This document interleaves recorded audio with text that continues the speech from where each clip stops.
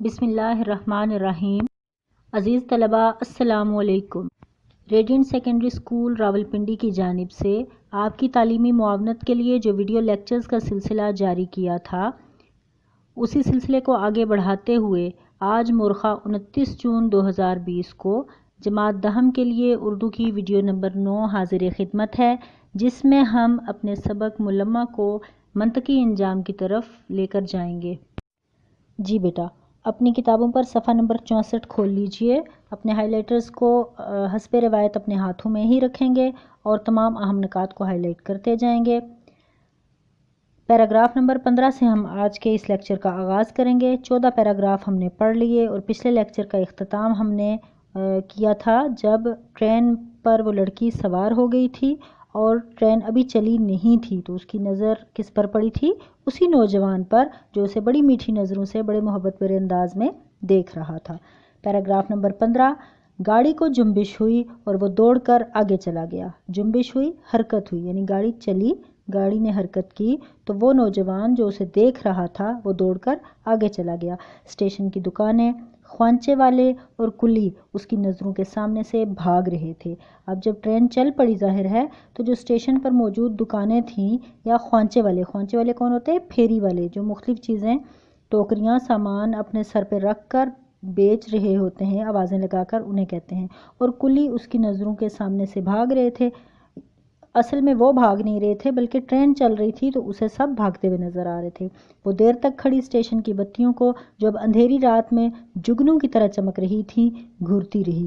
اب وہ دروازے کے ساتھ ہی لگ کر کھڑی تھی اور دیر تک کھڑی کیا دیکھتی رہی؟ اسٹیشن کی ان لالٹینوں کو، ان بتیوں کو جو چھوٹے چھوٹے بلب وغیرہ لگے ہوئے تھے روشنی کے لیے۔ اب اسے اندھیری رات میں چونکہ ٹرین چل رہی تھی تو وہ دور ہوتے جا رہے تھے اور اسے بالکل ایسے محسوس ہو رہے تھے جیسے جگنو ہیں۔ جگنو بالکل ایک چھوٹا سا کیڑا ہوتا ہے نا جو روشن ہوتا ہے، چمکتا ہے رات کے اندھیرے میں، تو وہ اسٹیشن کی جو روشنیاں تھیں وہ بھی اسے بالکل جگنوں کی طرح محسوس ہو رہی تھیں۔ وہ ان روشنیوں کو، چھوٹی چھوٹی روشنیوں کو گھورتی رہی، دیکھتی رہی۔ آخر گھپ اندھیرے میں اس کی نظریں ٹھوکریں کھانے لگیں اور آخر جب ٹرین بہت آگے چلی گئی اور اسٹیشن بہت پیچھے رہ گیا اور وہ روشنیاں جو چھوٹی چھوٹی اسے نظر آئی تھی جگنوں کی مانند، وہ جب بالکل اس کی نظروں سے اوجھل ہو گئیں تو اور مکمل طور پر اندھیرا چھا گیا اور اس کی نظریں ٹھوکریں کھانے لگیں۔ اب وہ اپنے ڈبے کی طرف متوجہ ہوئی۔ متوجہ کس طرف ہوئی؟ ڈبے کی طرف۔ اس کو ہائی لائٹ کریں۔ یعنی اب پھر اس نے جب باہر اندھیرے میں اسے کچھ نظر نہیں آیا تو پھر اس نے اپنی توجہ کس طرف مرکوز کی؟ اندر ڈبے کی طرف، کہ اندر کیا حالات ہیں۔ 2 سیٹوں پر 2 عورتیں رنگین لحافوں میں لپٹی ہوئی تھیں اور ان کے ارد گرد بھاری بھاری باکس اور بڑی بڑی پوٹلیاں اس طرح پھیلی ہوئی تھیں کہ کسی کے بیٹھنے کی جگہ ہی نہ تھی۔ 2 سیٹیں، ان پر 2 عورتیں ایسے انداز میں بیٹھی ہوئی تھی، رنگین لحافوں میں، لحافیں رضائیوں کو کہتے ہیں، بیٹھی ہوئی تھی اور ان کے ارد گرد بھی ان کا سامان ایسے بڑی بڑی پوٹلیوں میں اور باکس میں پڑا ہوا تھا کہ اور کسی کے بیٹھنے کی جگہ ہی نہیں تھی۔ اس سٹیٹمنٹ کو آپ ہائی لائٹ کریں گے۔ تیسری سیٹ پر کونے میں ایک عورت بالکل دبلی پتلی نہیں، کمزور، سمارٹ سی بیٹھی اپنے بچے کو دودھ پلا رہی تھی۔ ہائی لائٹ کر لیں کہ تیسری سیٹ پر جو عورت بیٹھی تھی وہ کیا کر رہی تھی؟ اپنے بچے کو دودھ پلا رہی تھی۔ اس کے قریب ایک دوسرا بچہ جو زیادہ سے زیادہ 2 سال کا ہوگا، اس بچے کی ہائی لائٹ کر لیں ایج، بیٹھا منمنا رہا تھا منہ ہی منہ میں یا ناک میں بول رہا تھا، بالکل سوکھا، ہاتھ پاؤں کی کھال لٹکی ہوئی، جیسے وہ پیدائش کے بعد فوراً ہی براہ راست بڑھاپے کی طرف چل دیا ہو۔ وہ بچہ جو زیادہ سے زیادہ 2 سال کا ہوا ہوگا وہ اس قدر کمزور نحیف سا تھا کہ اس کے ہاتھ پاؤں کی کھال لٹکی ہوئی تھی اور ایسے لگ رہا تھا کہ جیسے بچپن تو اس پر آیا ہی نہیں ہے، وہ پیدائش کے فوراً بعد ہی بڑھاپے کی طرف چل دیا ہو۔ جھریاں ایسے اس کے جسم پر، اس کی کھال پر پڑی ہوئی تھیں۔ نیکسٹ پیراگراف نمبر 16، ڈبے پر عجیب ازمہلال طاری تھا۔ ازمہلال، افسردگی طاری تھی۔ وہ ڈبہ بالکل افسردہ سا، خاموش، سستی۔ لڑکی بددل سی ہو کر اسے سیٹ پر ٹک گئی۔ لڑکی کو کافی ناخوشی ہوئی، دل برداشتہ ہوئی اور اسی سیٹ پر وہ بیٹھ گئی۔ ایک چھوٹے سے اسٹیشن پر گاڑی رکی اور لڑکی کا دل پسلیوں سے سر ٹکرانے لگا۔ اگر کوئی اس وقت اس کا ٹکٹ دیکھے تو اسے پھریریاں آنے لگی، یعنی چکر آنے لگے۔ 2 منٹ بعد گاڑی چل دی اور لڑکی سوچنے لگی۔ 2 منٹ ہی گزرے اور گاڑی چل پڑی اور لڑکی اپنی ہی سوچوں میں مگن ہو گئی۔ یعنی اب آپ دیکھیں ایک چھوٹے سے اسٹیشن پر جب گاڑی رکی تو اس پریشانی ہو گئی کہ اگر کوئی ٹکٹ دیکھنے اس وقت آ گیا تو وہ کیا کرے گی، کیونکہ اس کے پاس ٹکٹ 3rd کلاس کا تھا اور وہ انٹر کلاس میں سوار تھی، بہت پریشان تھی۔ لیکن جب گاڑی 2 ہی منٹ کے بعد چل پڑی تو اسے تھوڑی سی تسلی ہوئی اور وہ دوبارہ اپنی سوچوں میں گم ہو۔ جی نیکسٹ پیراگراف نمبر 17۔ اب 2 منٹ بعد جب گاڑی چلی تھی تو وہ کیا سوچنے لگی تھی، آخر اس ملمہ سے کیا فائدہ جو ذرا سی رگڑ سے اتر جائے۔ اس کو ہائی لائٹ کر لیں، اس بناوٹ کا، اس دکھاوے کا کیا فائدہ ہوتا ہے۔ آخر وہ سوچ رہی تھی کہ جو ذرا سی ٹھوکر لگے، ذرا سا کوئی بات ہو جائے تو یہ حقیقت سامنے آ جائے یا ہر وقت اس کے عیاں ہونے کا دھڑکا ہی لگا رہے۔ دنیا میں امیر غریب سبھی تو ہیں، بھلا ایک قیمتی اوور کوٹ والے نوجوان سے اس قدر متاثر ہونے کی کیا وجہ۔ اب وہ خود میں ہی سوچ رہی ہے کہ امیر غریب ہر طرح کے لوگ دنیا میں ہوتے ہیں اور ایک قیمتی اوور کوٹ پہنے اگر ایک نوجوان اس کے سامنے سے گزر گیا تھا تو اسے اس سے متاثر ہونے کی کیا ضرورت تھی، کوئی ایسی خاص وجہ تو نہیں تھی۔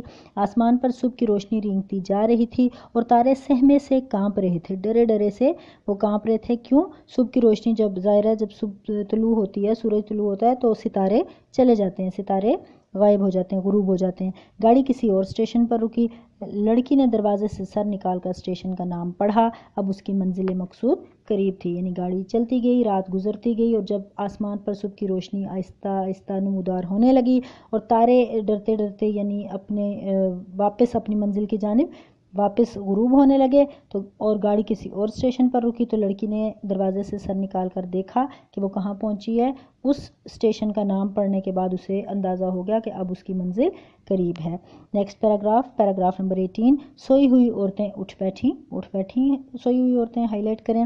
وہ آپس میں جمائیاں لے لے کر کسی دوسرے صوبے کی زبان میں باتیں کر رہی تھی۔ وہ جو عورتیں جو سوئی ہوئی تھیں اس کی ہم سفر خواتین اس ڈبے میں موجود، وہ کسی دوسرے صوبے کی زبان میں بات کر رہی تھیں، ہائی لائٹ کر لیں۔ ان میں سے ایک بھی لڑکی کی طرف متوجہ نہ ہوئی، جیسے وہ اپنے کالے چہروں کے سامنے اس کے کالے برقعے کی کوئی حقیقت ہی نہ سمجھتی تھی۔ اب وہ خواتین کو اتنی خوبصورت نہیں تھی لیکن وہ اس خوبصورت لڑکی اور خوبصورت برقعے سے کوئی متاثر نہیں ہو رہی تھی، اس کی طرف بالکل متوجہ نہیں ہوئی تھی، جیسے وہ اپنے چہروں اور اپنے لباس کو سمجھتی تھی۔ ان کے سامنے ان کے لباس اور ان کے کالے چہروں کے سامنے اس لڑکی کے خوبصورت برقعے کی کوئی حقیقت نہیں تھی۔ لڑکی نے اپنا اسباب دروازے کے قریب گھسیٹ لیا، ہائی لائٹ کر لیں۔ اپنا اسباب، اپنا سامان جو اس کا ہول ڈال تھا یعنی بستر بند تھا اور جو اس کا ایک چھوٹا سا اٹیچی کیس تھا اس کو اس نے گھسیٹا اور دروازے کے قریب کر لیا، کیونکہ آئندہ اسٹیشن پر اسے اترنا تھا۔ آئندہ اسٹیشن یعنی آنے والے اسٹیشن پر اس نے اترنا تھا۔